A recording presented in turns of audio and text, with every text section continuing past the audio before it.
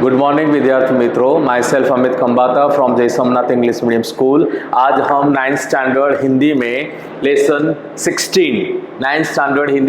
16 भारतीय संस्कृति में गुरु शिष्य संबंध, भारतीय संस्कृति में गुरु शिष्य संबंध लेसन देखने की कोशिश करेंगे, वो लेसन के बारे में जानने की कोशिश करेंगे। उससे पहले हम शब्दार्थ देखते हैं। शब्दार्थ है परिवर्तन। परिवर्तन मीन्स बदलाव।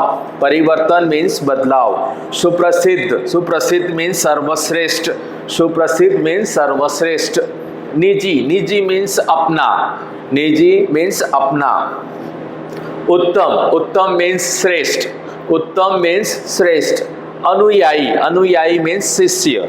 अनुयायी मीन्स शिष्य। तो ये है लेसन 16 भारतीय संस्कृति में गुरु शिष्य संबंध, उसके शब्दार्थ। अब हम लेखक, इसके लेखक है आनंद शंकर माधवन। लेखक का नाम है आनंद शंकर माधवन। तो हम लेखक के बारे में जानेंगे, उसके बाद संक्षिप्त में लेसन के बारे में जानेंगे और बाद में विस्तृत जानकारी इस लेसन की लेंगे। तो सबसे पहले है लेसन 16 भारतीय संस्कृति में गुरु शिष्य संबंध। उसके लेखक है आनंद शंकर माधवन। हम आनंद शंकर माधवन जी के बारे में जानने की कोशिश करते हैं। श्री आनंद शंकर माधवन का जन्म केरल प्रदेश के क्विलन जिले में हुआ। डॉक्टर जाकिर हुसैन के संपर्क में आने से हिंदू मुस्लिम के मधुर संबंधों के पक्षधर बन गए। महात्मा गांधी के भारत छोड़ो आंदोलन में भी माधवन जी का सक्रिय सहभाग रहा। जेल में रहकर हिंदी भाषा का अध्ययन किया। जेल से छूटकर आप भारत भ्रमण को निकल पड़े और बाद में बिहार के मंदार विद्यापीठ की स्थापना की। सन 1984 में अद्वैत मिशन और सन 1985 में शिवधाम अभिनव शिक्षा नगरी की स्थापना की। अब आप तीनों संस्थाओं के संचालक हैं। मलयालम तथा तमिल दोनों ही भाषाओं पर पूर्ण अधिकार होने के बावजूद आपने हिंदी साहित्य में सृष्टि की। आपके विषय में दार्शनिकता, आधुनिकता एवं आध्यात्मिकता का बाहुल्य है। बिखरे हीरे, अनलस लाखा, हिंदी आंदोलन, आमंत्रित मेहमान, आरती, उषा, संजीवनी आदि आपकी प्रमुख रचनाएं हैं। आमंत्रित मेहमान बिहार राष्ट्र भाषा परिषद द्वारा पुरस्कृत है। तो ये था लेखक आनंद शंकर माधवन जी के बारे में थोड़ी सी जानकारी। अब हम लेसन 16 में क्या है उसके बारे में हम संक्षिप्त में जानते हैं। माधवन जी ने प्राचीन गुरु शिष्य परंपरा की गरिमा को स्पष्ट करते हुए वर्तमान शिक्षा प्रणाली पर परोक्ष रूप से करारा व्यंग किया है। लेसन का हेडिंग है भारतीय संस्कृति में गुरु शिष्य संबंध। ये लेसन का हेडिंग है। तो इस लेसन में क्या है? तो माधवन जी ने प्राचीन गुरु शिष्य परंपरा की गरिमा को स्पष्ट करते हुए, प्राचीन यानी पहले के समय में, पुराने समय में गुरु शिष्य परंपरा की गरिमा को स्पष्ट करते हुए वर्तमान शिक्षा प्रणाली की परोक्ष रूप से करारा व्यंग किया है। प्राचीन और वर्तमान, प्राचीन शिक्षा प्रणाली की गरिमा को स्पष्ट करते हुए वर्तमान शिक्षा प्रणाली पर परोक्ष रूप से करारा व्यंग किया है। हमारे समाज में व्यावसायिक संस्कृत का बोलबाला है। व्यावसायिक संस्कृत का बोलबाला है। हम व्यावसायिक संस्कृत के बोलबाला है। इस कारण गुरु शिष्य संबंधों में परिवर्तन आया है। इस कारण क्या हुआ है कि गुरु शिष्य संबंध में परिवर्तन आया है। पहले विद्यालय मंदिर के समान माने जाते थे। पहले क्या था? विद्यालय मंदिर के समान माना जाता था। शिक्षा देना एक आध्यात्मिक अनुष्ठान था। शिक्षा देना क्या था? एक आध्यात्मिक अनुष्ठान था। वह परम सुख प्राप्ति का एक माध्यम था। वह क्या था? परम सुख प्राप्ति का। पहले के समय में क्या था? शिक्षा देना एक आध्यात्मिक अनुष्ठान था। वह परम सुख प्राप्ति का एक माध्यम था। उस जमाने में पैसे देकर शिक्षा खरीदी नहीं जाती थी। पहले के समय में क्या था? पैसे देकर शिक्षा नहीं खरीदी जाती थी। क्या आज वैसी स्थिति है? क्या शिक्षा के क्षेत्र में वही निष्ठा, वही त्याग नजर आता है? लेखक ने हमें अंतर्मुख होकर सोचने के लिए बाध्य किया है। लेखक ने हमें अंतर्मुख होकर सोचने के लिए बाध्य किया है। ये प्रश्न किया है, क्या किया है? उस जमाने में पैसे देकर शिक्षा खरीदी नहीं जाती थी। क्या आज वैसी स्थिति है? क्या आज शिक्षा के क्षेत्र में वही निष्ठा, वही त्याग नजर आता है? लेखक ने हमें अंतर्मुख होकर सोचने के लिए बाध्य किया है। तो लेखक ने यहाँ पर प्राचीन शिक्षा प्रणाली और वर्तमान शिक्षा प्रणाली पर परोक्ष रूप से करारा व्यंग किया है, जो हम आगे लेसन में देखते हैं। हम लेसन की शुरुआत करते हैं। देखिए, हमारे समाज में व्यावसायिक संस्कृति का बोलबाला है। व्यावसायिक संस्कृति का बोलबाला, व्यावसायिक संस्कृति का बोलबाला है। इसी कारण गुरु शिष्य संबंध में परिवर्तन आया है। क्या लिखा है? हमारे समाज में व्यवसाय मीन्स नौकरी, व्यावसायिक संस्कृति की बोलबाला है, यानी नौकरी की बोलबाला है। यानी नौकरी करते, व्यवसाय करते हैं, नौकरी करते हैं, रोजगार धंधा रोजगार करते हैं, उसकी बोलबाला है। इसी कारण गुरु शिष्य संबंधों में परिवर्तन आया है। इसकी वजह से क्या हुआ है? गुरु और शिष्य के संबंधों में परिवर्तन आया है। पहले के समय में क्या था, उसके बारे में बताया है कि पहले विद्यालय मंदिर के समान माने जाते थे। पहले क्या था? विद्यालय मंदिर के समान माने जाते थे। विद्यालय का मतलब स्कूल, तो विद्यालय कैसा था? मंदिर के समान माने जाते थे। शिक्षा देना एक आध्यात्मिक अनुष्ठान था। शिक्षा देना आध्यात्मिक अनुष्ठान था, वह परमेश्वर प्राप्ति का एक माध्यम था। पहले क्या था? शिक्षा देना एक आध्यात्मिक अनुष्ठान था, परमेश्वर यानी भगवान को प्राप्त करने का एक माध्यम था। पैसे देकर शिक्षा खरीदी नहीं जाती थी पहले के समय में। प्राचीन समय में क्या था? विद्यालय मंदिर के समान थे।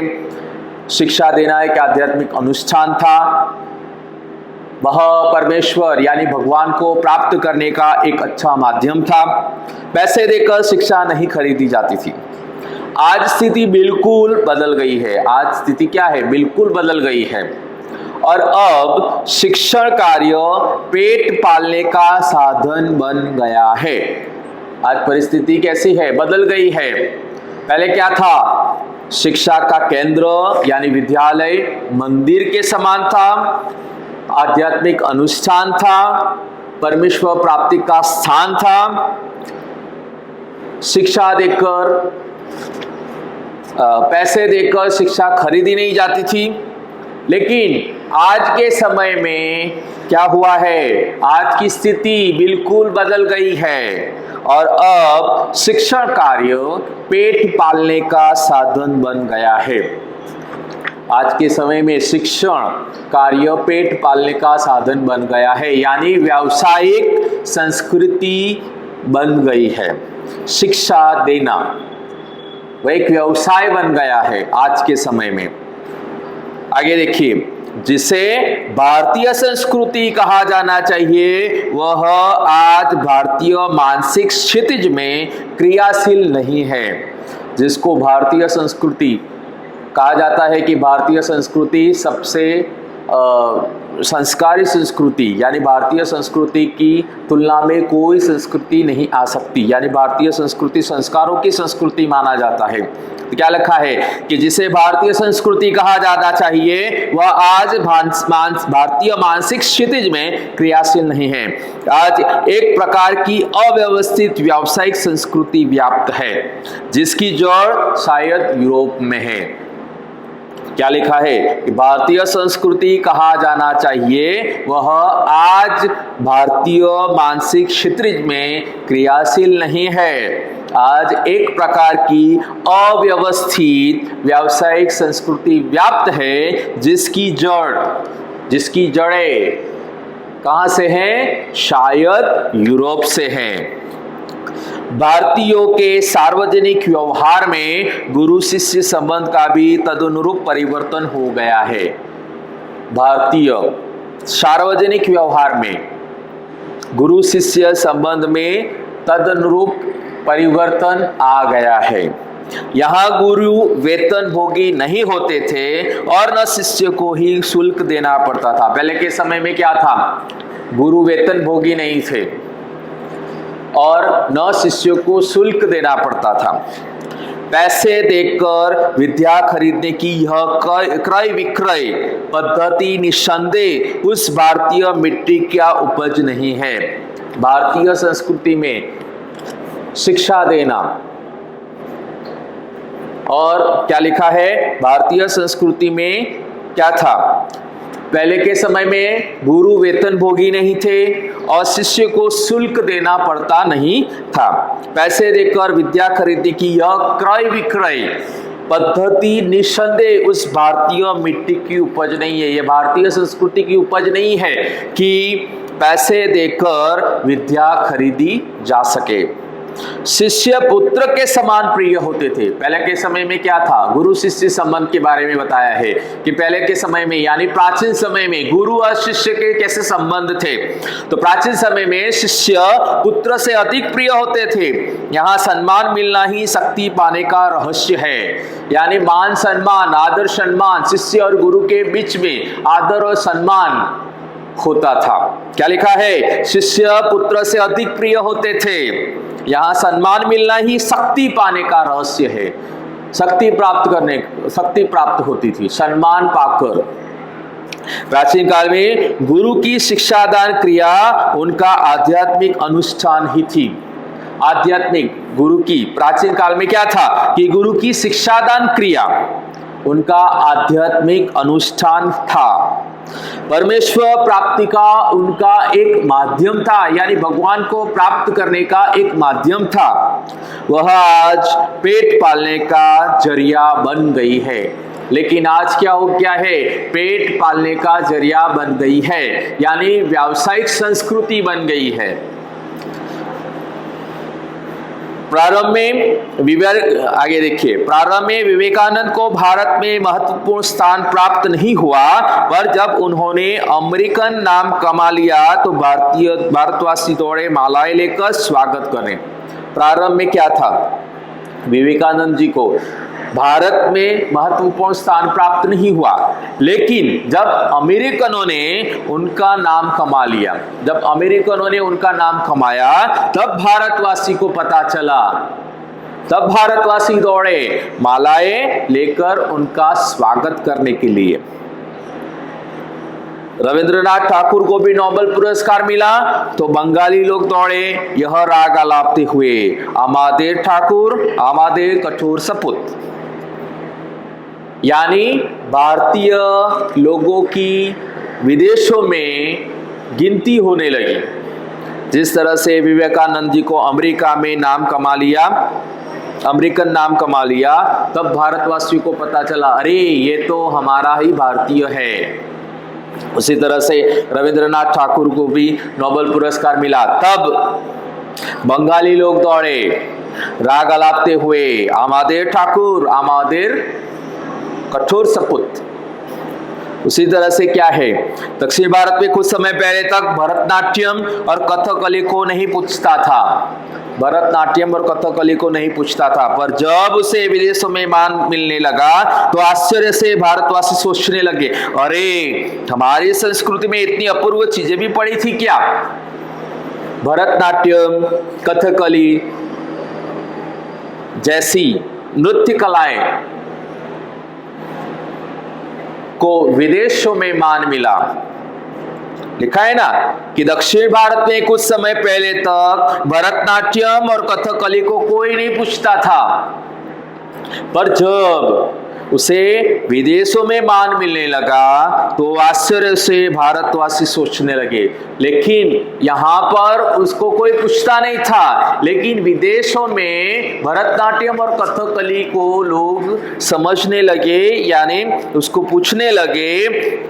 तो भारतवासियों को लगा कि हमारी संस्कृति में इतनी अपूर्व चीजें भी पड़ी है क्या। यहाँ के लोगों को अपनी खूबसूरती नहीं नजर आती, मगर पराये के सौंदर्य को देखकर मोहित हो जाते हैं। अपनी खूबसूरती, भारतीय संस्कृति ऐसी संस्कृति है जिसको पाने के लिए विदेश से लोग भारतीय संस्कृति को अपनाने के लिए, भारतीय संस्कृति को जानने समझने के लिए विदेश से भारत आते हैं। लेकिन हम खुद अपनी इस धरोहर को, हम अपनी इस संस्कृति को अपनाने से शर्म महसूस करते हैं। आज के समय में ऐसा माहौल है, आज हम पाश्चात्य संस्कृति की तरफ दौड़ लगा रहे हैं, पाश्चात्य संस्कृति की तरफ हम निकल गए हैं। हमको हमारी जो संस्कृति है वो संस्कृति अपनाने में हमको शर्म महसूस होती है।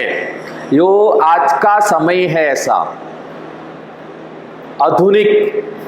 आधुनिक भारत, हम आधुनिक भारत में जी रहे हैं, इसके लिए हमको भारतीय संस्कृति अपनाने में शर्म आती है। सबको मान सम्मान देना, पैर छूना, आजकल तो ये सब चला गया है। पहले के समय में गुरुओं का आदर सम्मान होता था, यानी गुरु को भगवान के रूप में समझा जाता था। गुरु की बात यानी भगवान की बात हो ऐसा समझा जाता था। गुरु शिष्य संबंध भी इस तरह के थे। भारतीय संस्कृति यानी संस्कारों की संस्कृति, जिसको पाने के लिए विदेश से लोग यहाँ पर भारतीय संस्कृति को अपनाने के लिए तैयार है, लेकिन हम अपनी इस संस्कृति को अपनाने के लिए तैयार नहीं है। तो यहाँ पर क्या लिखा है कि जब विवेकानंद जी अमेरिका गए तो वहां पर उनको अमेरिकन नाम कमा लिया, तब हमको पता चला कि ये तो भाई हमारे भारतीय है। तब माला लेकर दौड़े स्वागत करने के लिए। फिर रविंद्रनाथ ठाकुर जी, उनको नोबेल प्राइज मिला, तो तब पता चला, तब हमने बोला कि आमादेर ठाकुर आमादेर कठोर सपूत। फिर विदेशों में भरतनाट्यम और कथकली को हम पूछते नहीं थे, लेकिन जब विदेशों में उनको मान मिलने लगा तब हमको पता चला कि ऐसी संस्कृति, इतनी अपूर्व चीजें भी हमारी संस्कृति में है। तब हमको पता चला। आगे क्या लिखा है, यहाँ के लोगों को अपनी खूबसूरती नहीं नजर आती। हमारे भारतीय संस्कृति में कितनी खूबसूरती है, लेकिन वो खूबसूरती हमको नजर नहीं आती, मगर पराये सौंदर्य को देखकर मोहित हो जाते हैं। पराये सौंदर्य को, हमको अपनी खूबसूरती नजर नहीं आती, लेकिन हम क्या करते हैं, हम पराये सौंदर्य को देखकर मोहित होते हैं। खुद की सुंदरता पर हम मोहित होते नहीं हैं। वह आज की बात है। जिस देश में, आगे देखिए, जिस देश में ज्ञान पाने के लिए मैक्स मुलर ने जीवन भर प्रार्थना की, उस देश के निवासी आज जर्मनी और विलायत जाना स्वर्ग जाने जैसा अनुभव करते हैं। क्या लिखा है, जिस देश में मैक्स मुलर जीवन भर प्रार्थना करते रहे, जिस देश में ज्ञान पाने के लिए मैक्स मुलर जैसे व्यक्ति ने जीवन भर प्रार्थना की, उस देश के निवासी, यानी भारत देश के निवासी की बात कर रहे हैं, हमारे देश की बात हो रही है कि भारत देश के निवासी, जिस देश में मैक्स मुलर जैसे व्यक्ति ने उस ज्ञान प्राप्त करने के लिए, क्या लिखा है कि जिस देश में ज्ञान पाने के लिए मैक्स मुलर ने जीवन भर प्रार्थना की, उस देश के निवासी आज जर्मनी और विलायत जाना स्वर्ग जाने जैसा अनुभव करते हैं। आजकल आप देखते हो ज़्यादातर यहाँ पर हम पढ़े लिखे होते हैं, यहाँ पर पढ़ते हैं लिखते हैं, फिर आगे पढ़ने के लिए हम विदेश जाते हैं, विलायत जाते हैं। हम सोचते हैं कि बाहर जाएंगे तो हमारा हम आगे बढ़ेंगे, हमारा कुछ नाम होगा। ऐसी होड़ लगी है, ऐसी होड़ लगी है। तो यहाँ पर क्या लिखा है कि मैक्स मुलर जैसे भारत में रहकर जीवन भर प्रार्थना करते रहे भारतीय संस्कृति का ज्ञान प्राप्त करने के लिए। क्या लिखा है कि जिस देश में ज्ञान पाने के लिए मैक्स मुलर ने जीवन भर प्रार्थना की, उस देश के यानी भारत देश के निवासी आजकल क्या है, जर्मनी और विलायत जाना स्वर्ग जाने जैसा अनुभव करते हैं। होड़ लगी है विदेश जाने की। आज के समय में ऐसा ही है कि भारतीय संस्कृति को अपनाने में हम शर्म महसूस करते हैं। हमारी संस्कृति हमारी सुंदरता को हमें नजर नहीं आती, लेकिन दूसरों की सुंदरता को देखकर मोहित होते हैं, ऐसा यहां पर लेखक ने कहा है। आधुनिक भारत, प्राचीन भारत और आधुनिक भारत, हमारी संस्कृति संस्कारों की संस्कृति है, लेकिन हम उसको अपनाने के लिए तैयार नहीं हैं और हम भागते कहाँ हैं? पाश्चात्य संस्कृति को अपनाने के लिए हम भागते हैं। आगे देखिए, ऐसे लोगों को प्राचीन गुरु शिष्य के संबंध की महिमा सुनना गधे को गणित सिखाने जैसा व्यर्थ प्रयास ही हो सकता है। यानी कैसे लोगों को, जो क्या लिखा है, जो मैक्स मुलर जैसे जीवन पर प्रार्थना की उस देश में निवासी आज जर्मनी और विलायत जाना स्वर्ग जाने जैसा अनुभव करते हैं। यानी आजकल के लोग क्या करते हैं? भारतीय संस्कृति अपनाने के लिए नहीं, लेकिन पाश्चात्य संस्कृति के अपनाने के लिए की होड़ में लगे हुए हैं, पाश्चात्य संस्कृति प्राप्त करने की होड़ में लगे हैं। वैसे लोगों को प्राचीन गुरु शिष्य संबंध की महिमा सुनाना, वैसे लोगों को प्राचीन गुरु शिष्य संबंध की महिमा सुनाना गधे को गणित सिखाने जैसा व्यर्थ प्रयास ही हो सकता है। उनको नहीं समझा सकते। जिस तरह से गधे को गणित सिखाना व्यर्थ प्रयास हो सकता है, ऐसे लोगों को हम नहीं बता सकते कि गुरु शिष्य संबंध और भारतीय संस्कृति क्या है। आगे देखिए, एक बार सुप्रसिद्ध भारतीय पहलवान गामा मुंबई आए। एक बार क्या हुआ कि सुप्रसिद्ध भारतीय पहलवान गामा मुंबई आए। उन्होंने विश्व के सारे पहलवानों को कुश्ती में चैलेंज किया। उन्होंने क्या किया? कुश्ती में चैलेंज किया विश्व के सारे पहलवानों को। अखबारों में यह समाचार प्रकाशित होते ही अखबारों में यह समाचार प्रकाशित हो गया और प्रकाशित होते ही एक पारसी पत्रकार ने उत्सुकतावश उन्हें निकट पहुंचकर उनसे पूछा। अब एक दिन क्या हुआ कि भारतीय पहलवान गामा ने विदेशी पहलवानों को कुश्ती में चैलेंज किया। यह बात अखबारों में आ गई और एक पत्रकार, पारसी पत्रकार ने उत्सुकतावश, जिज्ञासावश उनके निकट जाकर, यानी गामा के निकट जाकर उनसे पूछा, साहब, विश्व के किसी भी पहलवान से लड़ने के लिए आप तैयार हैं? एक पारसी पत्रकार ने गामा से पूछा, पहलवान गामा से पूछा, क्या आप विदेशी पहलवान से, विश्व के किसी भी पहलवान से लड़ने के लिए तैयार हो तो आप अपने अमुक शिष्य से ही लड़कर विजय प्राप्त करके दिखाओ। पारसी पत्रकार ने यह प्रश्न गामा जी से कहा, पहलवान गामा जी से कहा, क्या आप विदेशी पहलवानों से लड़ने के लिए तैयार हैं? तो क्यों आप अपने अमुक शिष्य से ही लड़कर विजय प्राप्त करके दिखाओ? गामा आजकल के शिक्षा क्रम में रंगे नहीं थे। गामा क्या, ऐसे पत्रकार ने प्रश्न किया, ऐसा कहा कि आप विदेशी पहलवानों को चैलेंज करते हैं, उससे अच्छा है आप अपने ही शिष्य के साथ लड़कर विजय प्राप्त करके दिखाइए, ऐसा उस पत्रकार ने कहा। लेकिन गामा क्या थे? गामा आजकल के शिक्षा क्रम में रंगे नहीं थे, इसलिए उन्होंने इन शब्दों ने हैरान कर दिया। वह आजकल की शिक्षा प्रणाली से रंगे हुए नहीं थे, तो उनको ये बात कुछ हैरान करने वाली लगी। आंखें फाड़कर उस पत्रकार का चेहरा ताकते ही रह गए। बाद में धीरे से कहा, आंखें फाड़कर देखते रहे उस पत्रकार को। फिर बाद में धीरे से उन्होंने कहा, उन्होंने क्या कहा वो देखिए, भाई साहब मैं हिंदुस्तानी हूं। उन्होंने क्या आंसर दिया? भाई साहब मैं हिंदुस्तानी हूं, हमारा अपना एक निजी रहन सहन है, हमारा अपना एक निजी रहन सहन है, शायद इससे आप परिचित नहीं है। उस पत्रकार ने कहा ना कि विश्व के पहलवान से लड़ने के लिए आप तैयार हैं, तो आप अपने अमुक शिष्य से ही लड़कर विजय प्राप्त करके दिखाइए। तब उन्होंने आंसर देते हुए क्या कहा, भाई साहब मैं हिंदुस्तानी हूं, हमारा अपना एक निजी रहन सहन है, शायद इससे आप परिचित नहीं है। जिस लड़के का आपने नाम लिया वह मेरे पसीने की कमाई, मेरा खून है और मेरे बेटे से भी अधिक प्यारा है। इसमें और मुझ में फर्क ही कुछ नहीं है। मैं लड़ा या वह लड़ा, दोनों बराबर ही होगा। हमारी इस परंपरा को आप समझने की चेष्टा कीजिए। हम लोगों को वंश परंपरा से शिष्य परंपरा अधिक प्रिय है।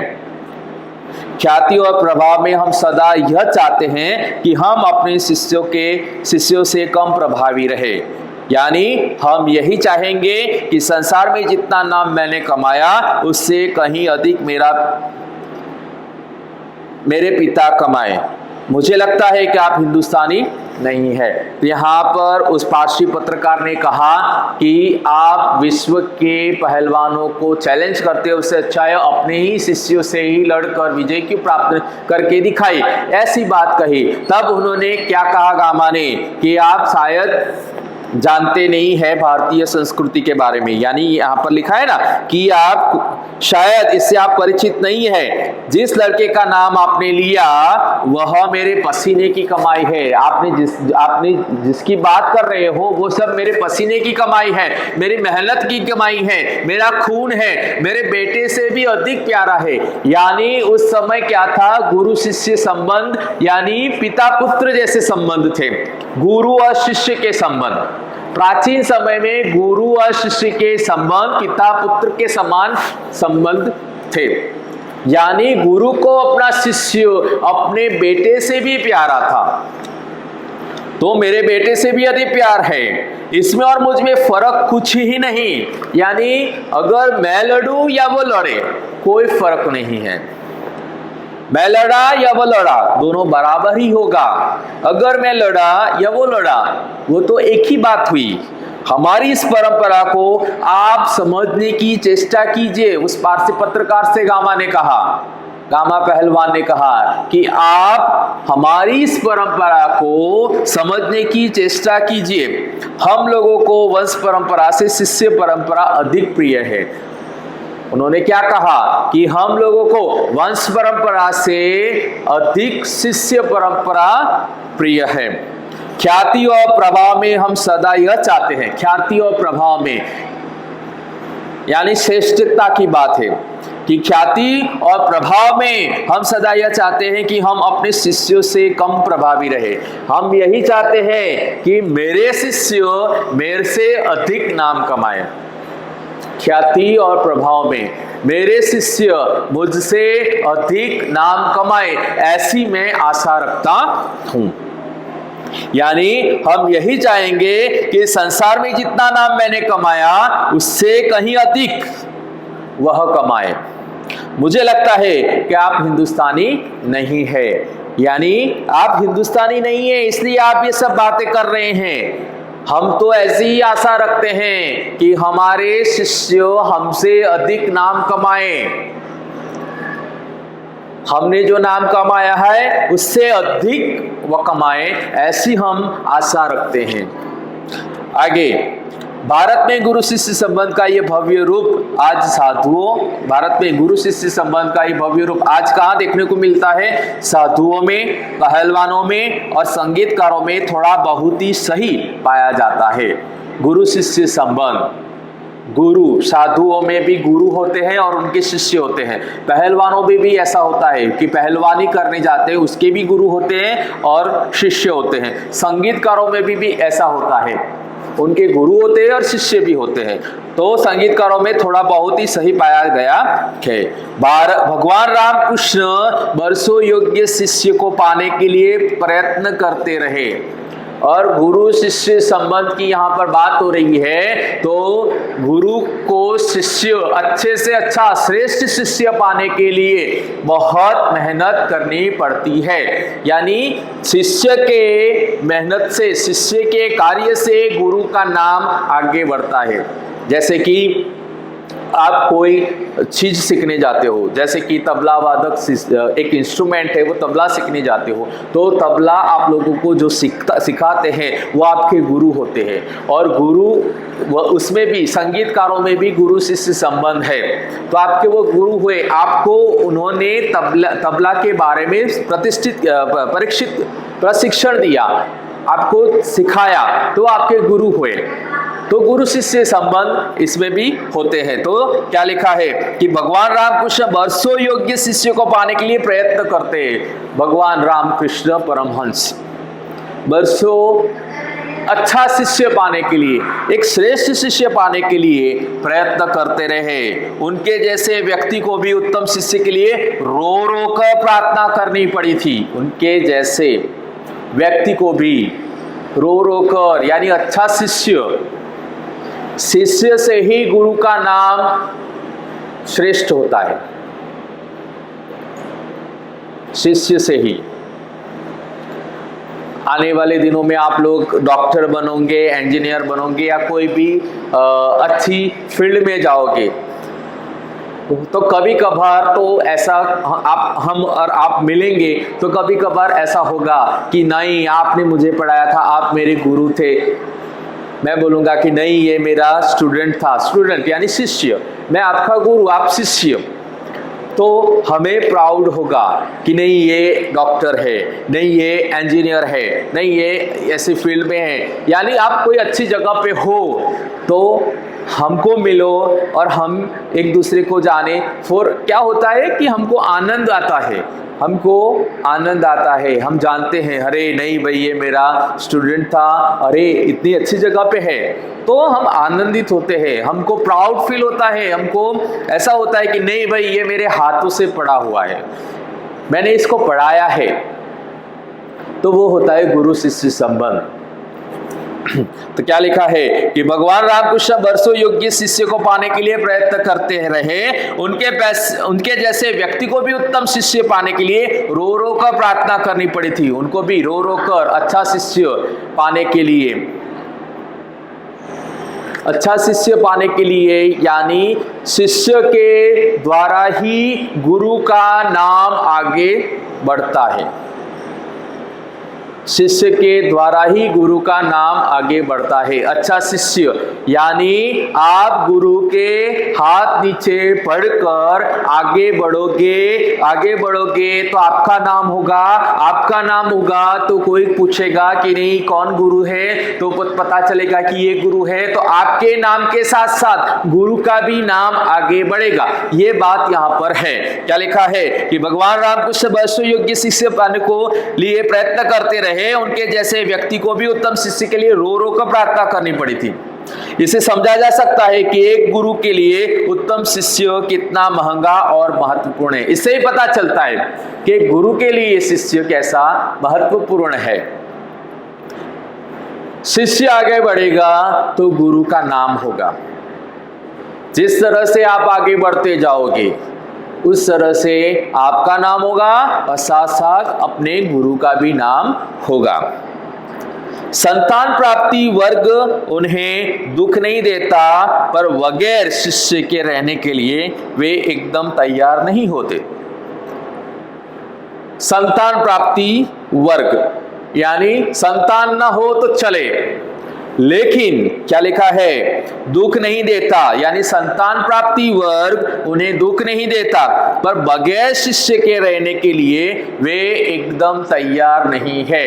वो प्राचीन शिष्य प्रणाली में ऐसा था, गुरु शिष्य संबंध में ऐसा था कि एक अच्छा शिष्य होना जरूरी था।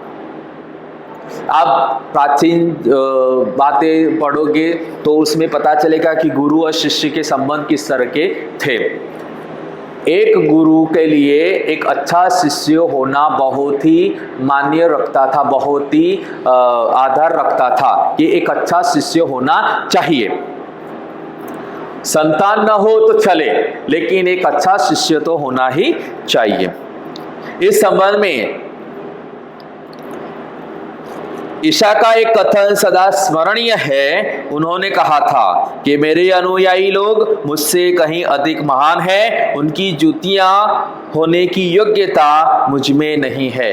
भगवान ईसा ने भी अपने एक कथन में कहा था कि मेरे अनुयायी लोग मुझसे कहीं अधिक महान हैं। अनुयायी यानी शिष्य से ही गुरु का मान सम्मान बढ़ता है। तो क्या लिखा है कि मेरे अनुयायी लोग मुझसे ही कहीं अधिक महान है और उनकी जुतियां होने योग्य भी मुझ में, योग्यता भी मुझ में नहीं है, यानी उनकी जुतियां होने योग्य भी मैं नहीं हूं। यानी शिष्य है तो गुरु है। यही बात है कि गांधी जी बनने की क्षमता जिनमें है उन्हें गांधी जी अच्छे लगते हैं और वे ही उनके पीछे चलते भी है। विवेकानंद सिर्फ उन्हें पसंद आएंगे जिनमें विवेकानंद बनने की अद्भुत शक्ति निहित है। यानी गांधी जी बनने की यही बात है कि गांधी जी जैसा बनना हो तो उनमें गांधी जी जैसे लक्षण भी होने चाहिए। यानी गांधी जी बनने की क्षमता जिनमें है उन्हें गांधी जी अच्छे लगते हैं और विवेकानंद बनने की क्षमता जिसमें है उन्हें विवेकानंद अच्छे लगते हैं। यानी अद्भुत शक्ति निहित है। कविता के मर्मज्ञ और रसिक स्वयं कवि से अधिक महान होते हैं। कवि से अधिक महान कौन होता है? कविता सुनने वाला। संगीत के पागल सुनने वालों की स्वयं संगीतकार से अधिक संगीत का रसास्वाद करते हैं। अगर संगीतकार हो, संगीतकार ने एक संगीत सबको पिरोसा, यानी संगीत सबको सुनाया, अगर संगीत सुनने वाला कोई ना हो तो वो संगीतकार का कोई महत्व है नहीं। मैं गुरु हूं, अगर मेरा कोई शिष्य न हो, यानी मेरा कोई शिष्य मेरी बात सुनने वाला न हो, मेरी शिक्षा लेने वाला कोई ना हो तो मेरा कोई मतलब नहीं है। उसी तरह से संगीत सुनने वाला कोई ना हो तो संगीतकार का कोई महत्व नहीं है।